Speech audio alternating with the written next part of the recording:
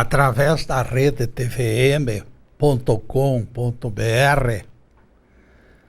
o programa Quarta Dimensão está disponível para o mundo. Quando alguém se refere ao pecado de Adão, que os teólogos estendem como dívida para todos, eu lembro Ezequiel e fico sossegado. Palavras diretas de Jeová reprovam interpretação inverídica.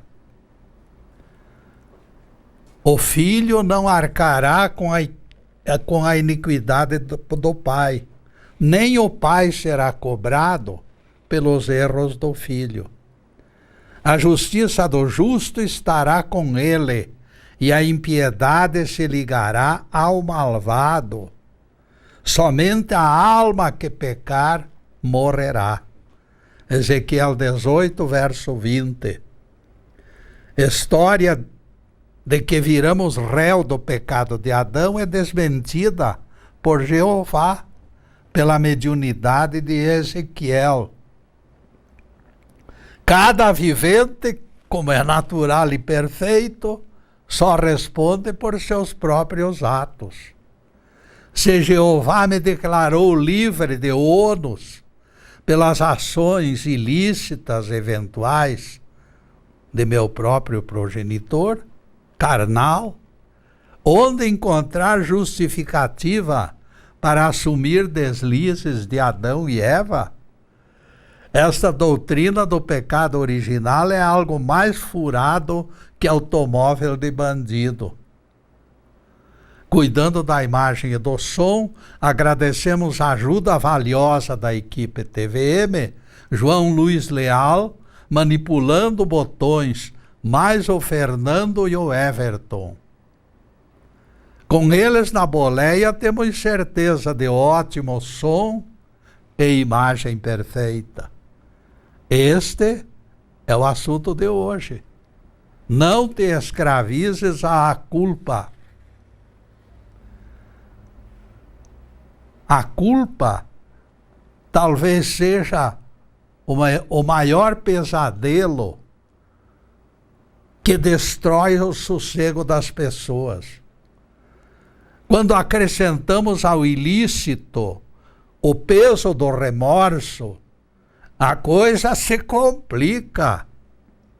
O dicionário nos informa que o remorso significa morder indefinidamente numa tentativa persistente de auto-perdão.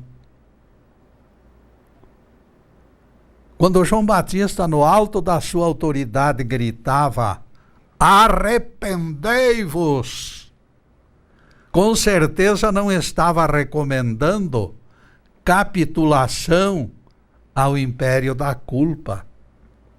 Remorso é uma coisa, arrependimento é outra bem diferente.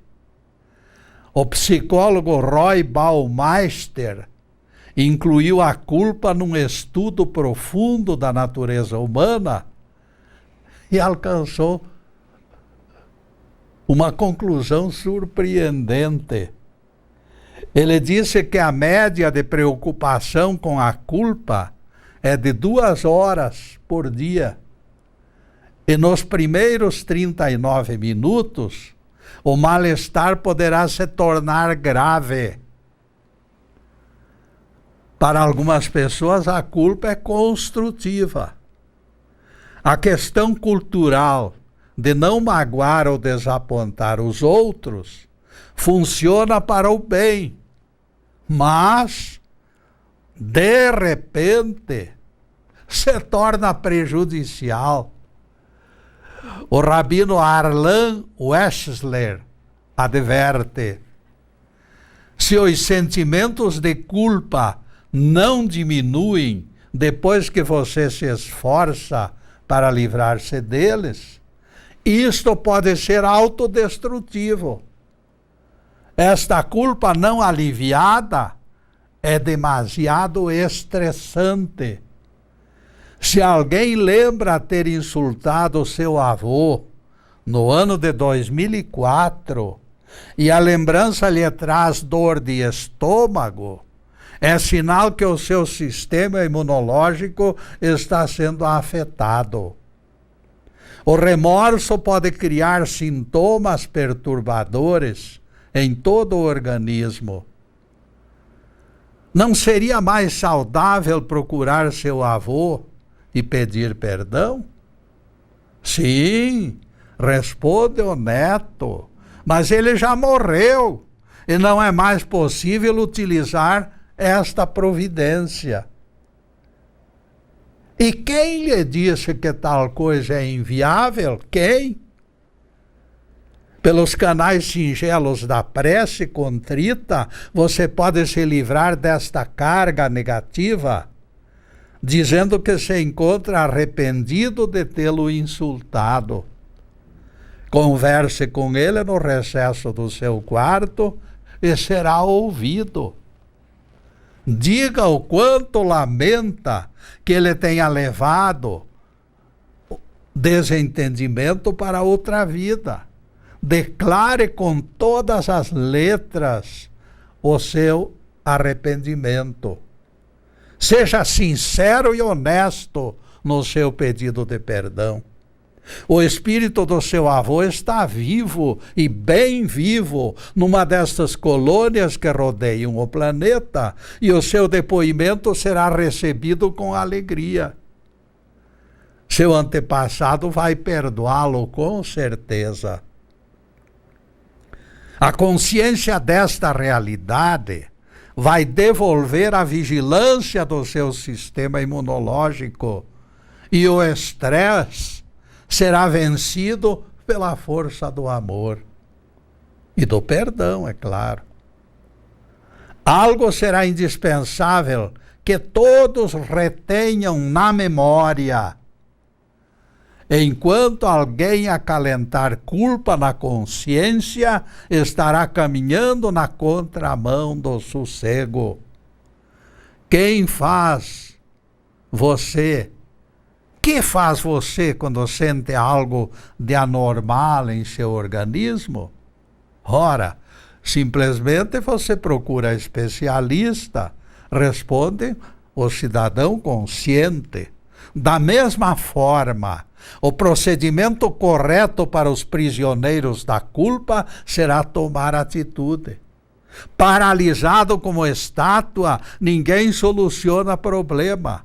Tudo no mundo tem solução. Agir é o caminho verdadeiro. Quando Cristina Ramos tinha 22 anos, foi morar com Olavo Pires e assumiu seus 2 filhos de casamento anterior. Apesar da opinião contrária do seu orientador espiritual, ela seguiu adiante. A união do casal terminou dando zebra e eles se separaram meses depois. Cristina foi assediada por enorme sentimento de culpa por ter frustrado a expectativa das crianças. Ela desabafou. Eu me sentia fracassada. A mãe delas foi embora. Quando eu cheguei, apostaram todas as fichas na minha pessoa e novamente elas ficaram sozinhas. Eu me senti profundamente desorientada, incapaz diante da vida, verdadeiro lixo. Algum tempo depois, Cristina Ramos começou um namoro com um rapaz divorciado que cuidava do filho pequeno. Desta vez, ela foi extremamente cautelosa. Evitei que a criança se apegasse até que descobri que a relação era sólida. Nesta altura, o casamento foi realizado e tudo ocorreu dentro dos trilhos. Eu não atropelei a sequência da relação madura, esclareceu Cristina. Ninguém pode modificar o passado, mas são as lições do passado que sugerem formas de procedimento no presente e no futuro. Felizes são aqueles que tiram proveito das coisas erradas para adotar diretrizes lá na frente, com cautela dobrada.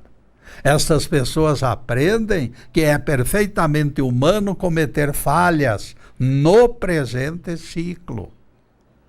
Ninguém pense que a sua transgressão é o fim do mundo.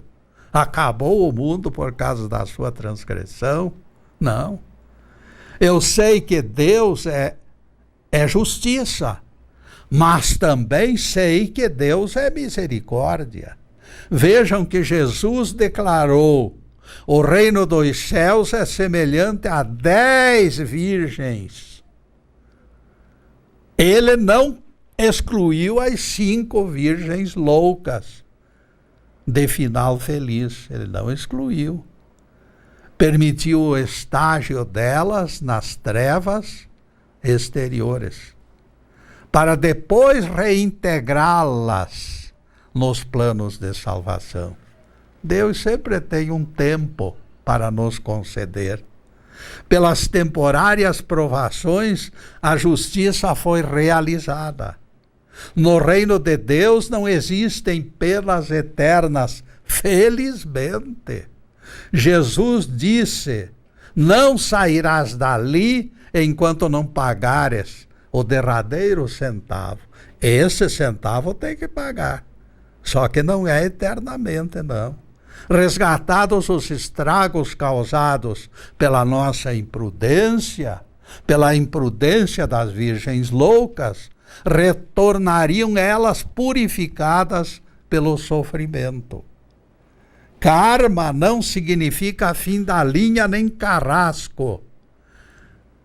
Karma é simples medidor do nosso bem e do nosso mal. Karma é a justiça divina em ação. E nesta em ação, caríssimos, nós vamos fazer o primeiro intervalo no nosso programa para os comerciais do canal. Mas é um instantinho só. Daqui a pouco estaremos de volta. Obrigado.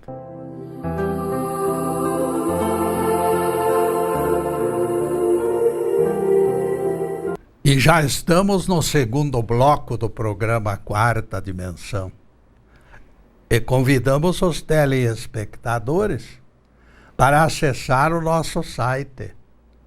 Por gentileza do João Luiz, ele já está na telinha, esperando por aqueles que preferem analisar textos por escrito. Obrigado, João Luiz. Para quem não dispõe de tempo para assistir os programas das sextas-feiras, oferecemos a comodidade de 157 exposições na internet. Desde março de 2015, nossos programas têm sido colocados no YouTube para a comodidade dos telespectadores. Atualmente, apesar de aposentado, o amigo Zube é o provedor dessas páginas semanais. Obrigado, Zube. E agora a continuação do tema. Não te escravizes à culpa. Culpa feliz e pecado necessário foram as reações dos padres da igreja dos primeiros séculos. O mesmo crítico assume gancho e segue adiante. Ele aponta a culpa feliz, a qual não seria atenuada de transgressão, desobediência de Adão e Eva. Não seria atenuada esta culpa. Getúlio, alguém diz, está na hora de definição. É hora de desafio. O fruto da árvore que está no meio do jardim dele não comereis, disse Jeová. Gênesis 3, versículo 3. É o Senhor Jeová decretando sentença de morte para castigo da desobediência. Contrariando o decreto, a serpente disse à mulher: analisem esta conversa. É certo que não havereis de morrer. Gênesis 3, versículo 4. O casal serviu-se do fruto proibido e Adão não morreu. Diz a Bíblia. Os dias todos da vida de Adão foram 930 anos. É sinal que ele não morreu. Quem vive 930 anos, alguém poderá dizer que morreu? Gênesis 5, versículo 5.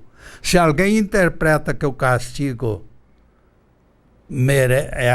era morrer, nós não enxergamos castigo neste caso, e sim um prêmio.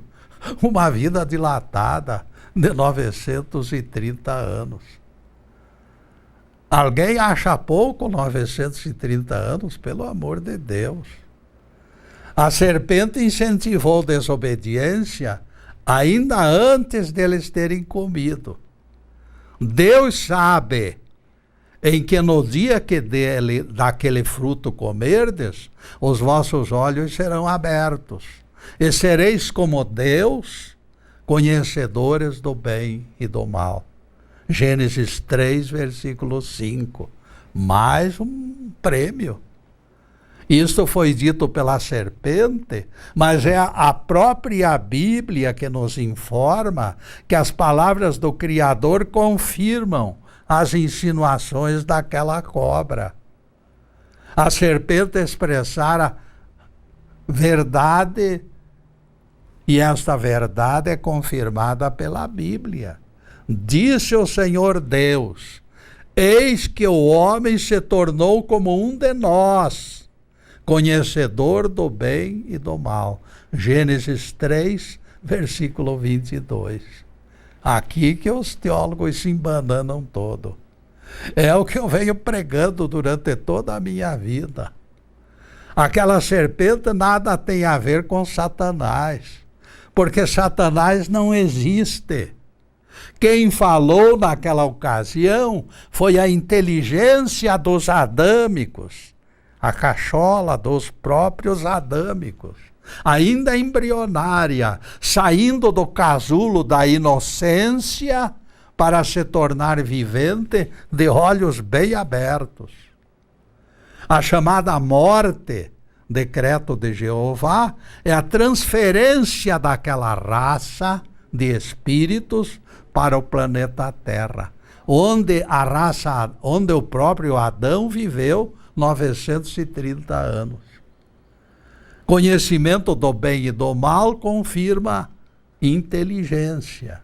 Quem conhece o bem e o mal é inteligente. Adão e Eva adquiriram inteligência comendo daquele fruto. O homem que Deus criara na terra produzira a descendência inocente demais, ingênua demais, preguiçosa demais. Eles não possuíam ânimo nem mesmo para pecar. Já pensou? Pecado não existia naquele bando de moloides. Paralelamente, porém, também não existia vivacidade, não existia dinamismo naquele ser que Deus criara no sexto dia. A própria Bíblia manifesta gemido de frustração. Não havia única planta na terra, e nenhuma erva do campo brotara, e não havia homem para lavrar o solo. Gênesis 2, versículo 5. Todos sabemos que o homem já havia sido criado no sexto dia, mas ele só sabia comer e engravidar as mulheres. A raça humana precisava de alguém ambicioso para lavrar a terra e progredir. Foi Deus que, através de Adão ou da raça adâmica, levou o pecado e a culpa para nosso mundo. e também a malícia, e também a violência. Por isso, os pais do cristianismo, aqueles seres adiantados que viveram lá longe, resgataram o pecado de Adão como uma culpa feliz. Adão, no fim das contas, beneficiou o nosso planeta. Como consequência, para a sorte dos terráqueos, também veio o dinamismo e o trabalho atrás do pecado. A corrupção não se fez de rogada e apareceu logo em seguida e continua até hoje. Todos os ciclos de aprendizado nos planetas obedecem a este modelo que coloca lado a lado coisas positivas e negativas. Tudo que Deus faz, mesmo que seja o mal, é necessário e deve ser aplaudido. Todos os ciclos de aprendizado nos planetas obedecem isto. Será preciso dosar os ingredientes para fazer comida gostosa. Por isso nós temos que reciclar as coisas e entender que não existe nada que não possa nos beneficiar. Será preciso vivenciar todas as experiências para construir civilização até encontrar a fórmula perfeita. Trazer do Éden a raça adâmica foi maneira de introduzir vivacidade e malícia na raça criada no sexto dia. O Criador matou 2 coelhos com paulada única. Desta forma, nós concordamos que o pecado na terra foi introduzido por Adão, sob aplausos do próprio Criador, porque a ideia central foi dele. Fique clara a nossa discordância no que se refere ao famigerado pecado original da teologia. Tal doutrina nos causa náuseas. Náuseas. Em nosso entendimento, é conversa para boi dormir. Nos referimos à culpa feliz, ao pecado necessário, quando precisamos de alguém malicioso para sacudir inocentes preguiçosos. Quando a necessidade obriga, o próprio Deus convoca assessores não idôneos. Não esqueça que o Judas, meu amigo, o próprio Judas foi apóstolo. Foi convocado para apóstolo, ele não estava em condições. Veja que Deus dá oportunidade para todos, e todas as coisas são necessárias.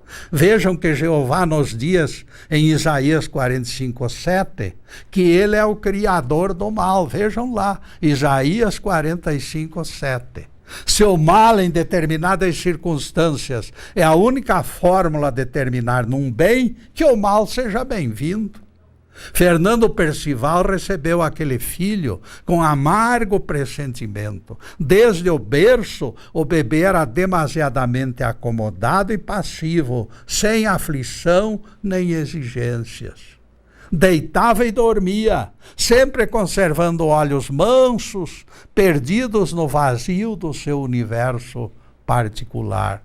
Aquela criança cresceu como sombra no lar acolhedor de Fernando Percival. Sombra benfazeja, mas completamente sem vida e sem nenhum brilho. Faltava ânimo naquele menino. Faltava energia naquela criança, faltava integração na malícia do mundo em volta dela.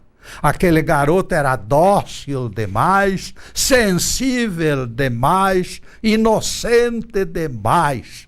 E neste demais, meus caros, nós vamos fazer mais uma pequena interrupção em nosso programa para os comerciais do canal. Mas é um zais. Daqui a pouco estaremos de volta. Obrigado.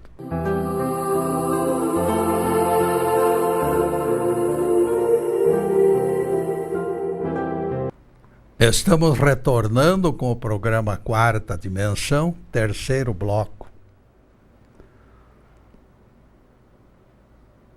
O apóstolo Paulo escreveu: Por que vos submeterdes a normas, como se a vossa vida ainda dependesse do mundo? Não tomes, não proves, não toques. Tais são mandamentos e doutrinas de homens. Tudo isto é destituído de valor e só serve para satisfazer a carne. Colossenses 2, versículos 20 a 23.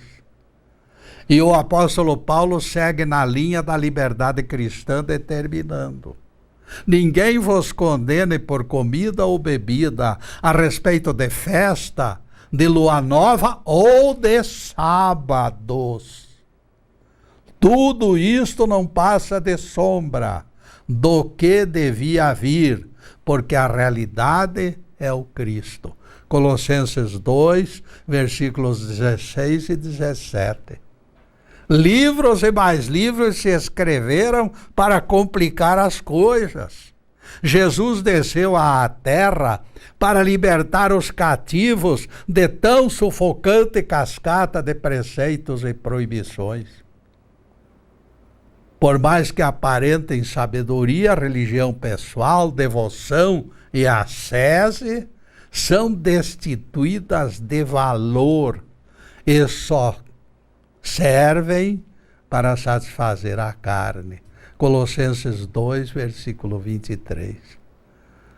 E depois desse pinguinho de doutrina, a continuação do nosso tema. Não te escravizes à culpa. Faltava algo, meus caros, naquele menino filho do Fernando Percival, que o colocasse em sintonia com o mundo no qual reencarnara. O pecado é a segunda natureza de quem vive neste ciclo.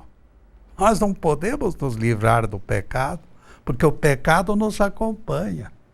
Como escreveu João Evangelista, se dissermos que não temos pecado, a verdade não está em nós.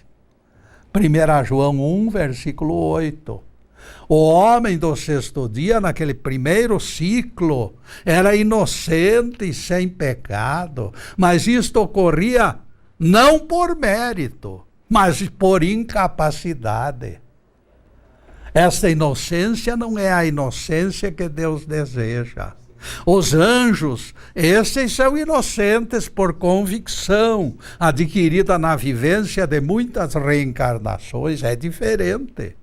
Existe tempo adequado para expressarem para expressar a nossa realidade, a realidade de todo o ser humano. Após o próximo juízo final, o enfoque não será outro. Já será outro o enfoque. Será diferente de hoje o enfoque. Muitas vezes é melhor alguns momentos de desequilíbrio para mostrar que estamos vivos. Fernando Percival, num determinado momento, perdeu as estribeiras. Filho, disse ele para a criança deitada no berço, por favor, me bate no rosto, me agride, me atinja com acusações, faça asneiras, mas não continue deste jeito. Seja alguém vivo, meu filho, alguém de carne e osso, à minha semelhança. O mundo lá fora não tem lugar reservado para acolher anjos.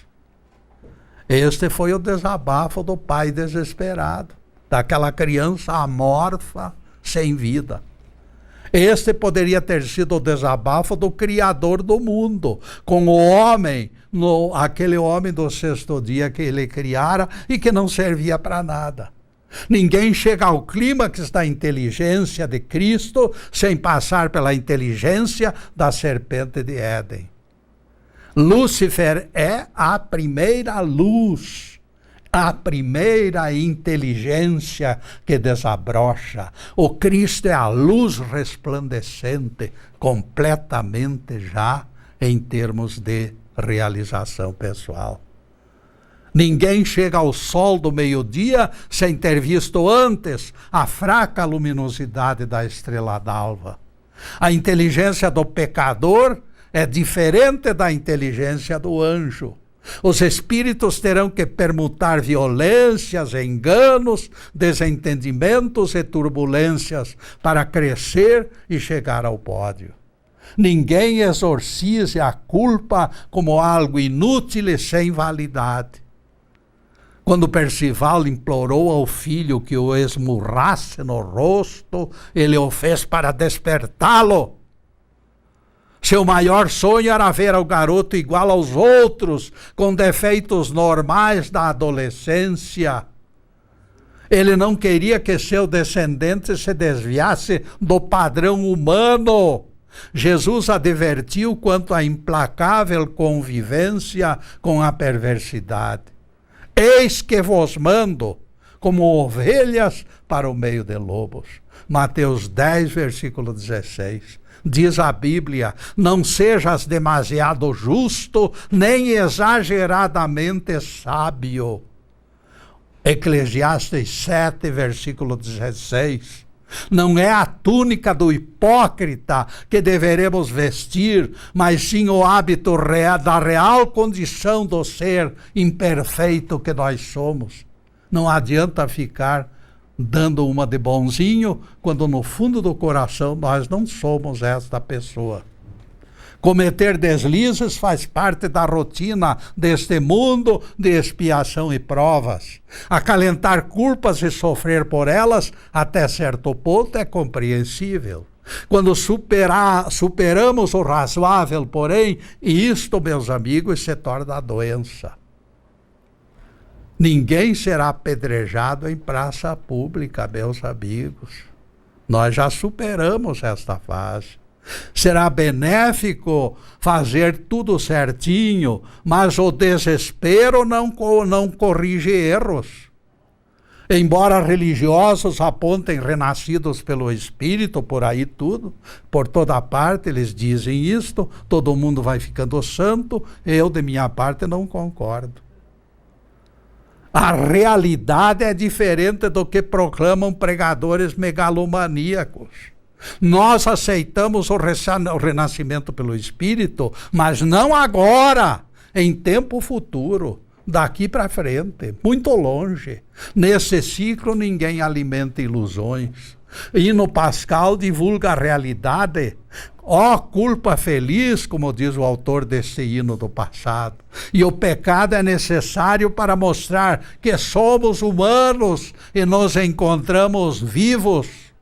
Aquele que nunca sofreu quedas desconhece maneiras de se levantar do chão. Para repisar a matéria, empresto palavras do padre dissidente Huberto Roden, que apesar de diplomado em teologia, nunca deixou de criticá-la. Na sua condição de teólogo, ele tem credenciais para divergir. Eis o que escreveu no livro Lúcifer e Logos. Segundo os teólogos, o homem primitivo era mais perfeito que o homem atual, porque o primeiro era considerado sem pecado. E Roden remata o comentário. Pela mesma falta de lógica, pela mesma lógica ou falta de lógica, eles concluem que um bebê é perfeito, diferente dos pais que são pecadores. O bebê não sente nada.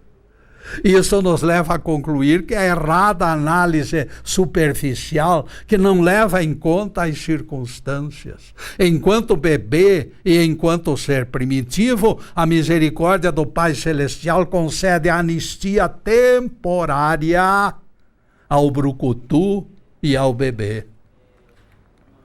A trégua do amor de Deus vale lembrarmos, meus amigos, que Deus deu tréguas em algumas ocasiões. Vocês estão lembrados? O brado de Jesus na sexta-feira. Perdoai-os, Senhor, eles não sabem o que fazem. Aqueles que ignoram estão livres da culpa.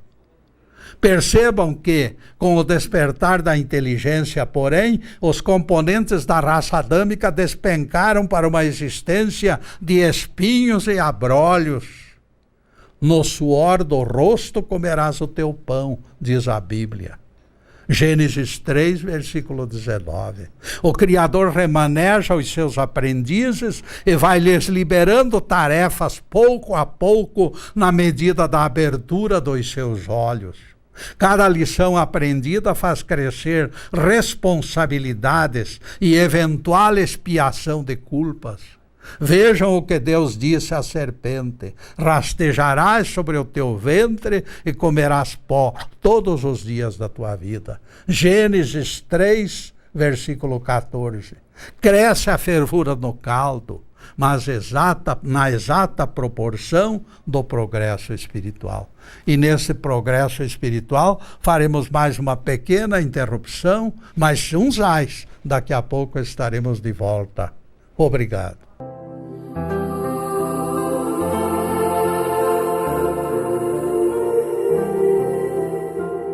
E atingimos o último bloco do programa Quarta Dimensão. E avisamos, ninguém esqueça este encontro semanal das sextas-feiras, a partir das 16 horas. Já se tornou costume, nas tardes de sextas, o estudo de assunto do Evangelho ou da Bíblia, sem algemas. Na próxima semana, apresentaremos outro tema de grande interesse. Em seguida, os últimos questionamentos sobre o assunto em estudo: não te escravizes à culpa. Cada degrau mais alto corresponderá a maiores encargos. A quem muito for dado, muito será pedido. Mas, por favor, não seja exagerado na cobrança implacável dos seus atos. Seja perdoador de você mesmo. Não esqueça que você também é digno de misericórdia. Teresa Abel, por exemplo, entrou em depressão quando a mãe dela morreu, depois de uma longa enfermidade. E ela desabafa por escrito: Mamãe solucionou todos os meus problemas desde que eu era pinantezinha, desde a minha infância. Quando chegou minha vez de socorrê-la, eu falhei. Essa sensação de fracasso está arrasando minha paz. Aquela filha inconformada com o desencarne da mãe não está sendo justa com sua pessoa. Embora o lado racional de Teresa tivesse a consciência de que a doença da mãe era incurável, seu lado irracional enxergava terapias futuras. Em meses poderão surgir fórmulas milagrosas na medicina, era o argumento da mulher para continuar se punindo. Será que eu fiz o bastante para prolongar a vida de mamãe, nessa expectativa de eventuais descobertas?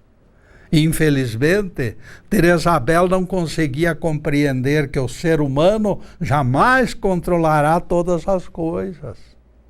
Fazer o possível é o nosso papel. O impossível é tarefa divina. Aqueles que sofrem a tirania da culpa deveriam, pelo menos, ter suficiente bom senso para aceitar que nós somos falíveis. Em torno de nós existem pessoas que poderíamos chamar de detonadores da culpa. Quase sempre elas se aproximam, assim de forma sorrateira, com voz macia, e vão logo dizendo: pois é, dona Clarinda, você foi desta para melhor, tão nova e tão boazinha. Ela não merecia, no fim da vida, viver isolada do jeito que viveu. É a forma de abordagem dos detonadores da culpa. A vizinha fofoqueira sabia que dona Clarinda não aceitara a oferta dos filhos depois que o marido morreu. Ela permanecera no seu canto por vontade própria, recusou convites dos filhos para ir para a casa deles. Ela queria viver só por vontade própria. As insinuações dos detonadores de culpa, porém, objetivam maldosamente suscitar remorsos. Eles atiram para todos os lados aleatoriamente, na esperança de acertar na mosca. Tenha cuidado com esse tipo de gente, meu caro. Mesmo que você possa encontrar-se meio vacilante, não capitule diante da malícia que deseja colocar a erva daninha no seu jardim. Resista às insinuações maldosas. Aquelas outras pessoas não são deuses para julgar o procedimento de você. Lembre-se disto. Aquela outra pessoa nem sempre tem razão. Seja inflexível no propósito de ter o controle de sua vida. Desde que conhecedores das consequências, de uma vez por todas, será melhor encarar a culpa de peito aberto. O Evangelho nos entrega duas experiências bastante pertinentes. O remorso está estreitamente ligado a Judas. O arrependimento é típico de Simão Pedro. Então Judas, dominado pelo remorso, retirou-se e se enforcou.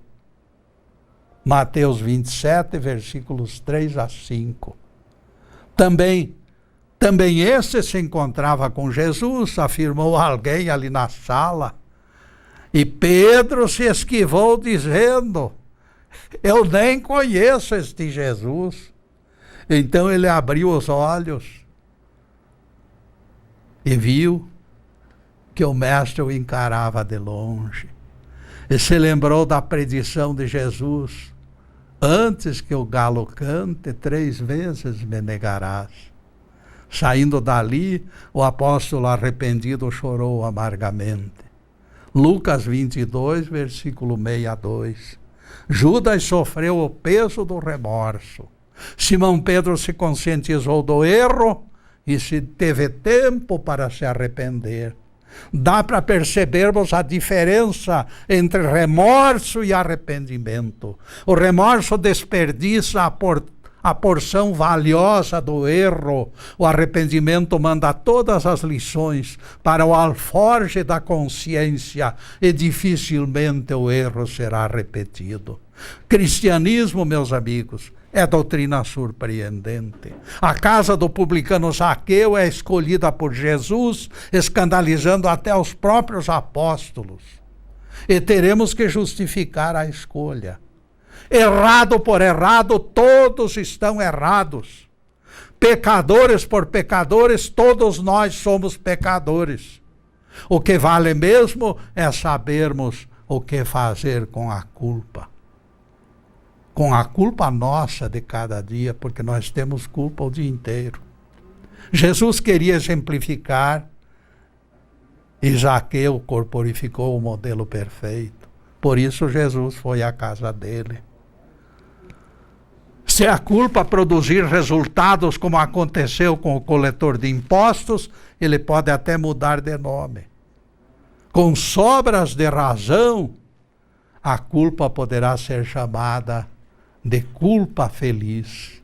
Vejam que o mestre disse: hoje entrou salvação nesta casa.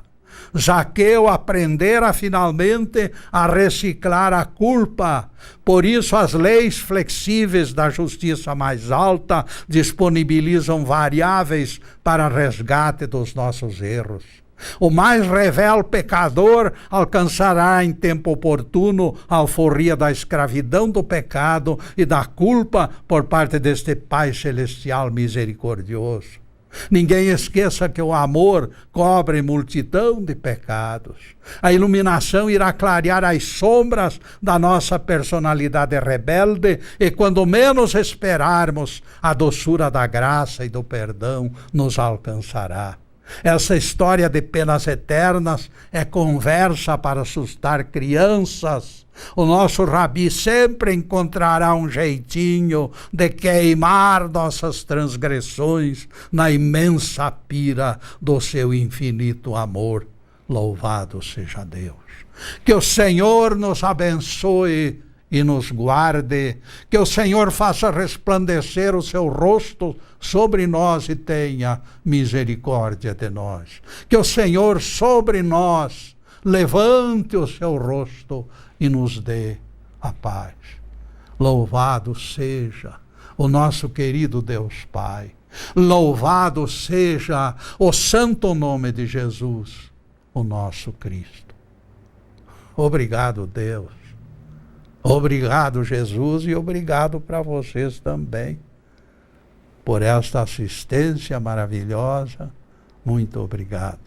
Que as bênçãos divinas de paz, de tranquilidade, de prosperidade, de saúde, de tudo que existe de bom eu desejo para vocês. Mas acima de tudo, meus caros, amor no coração. Amor no coração, porque o amor é o sustentáculo da própria vida. Muito obrigado, meus amigos, e boa noite.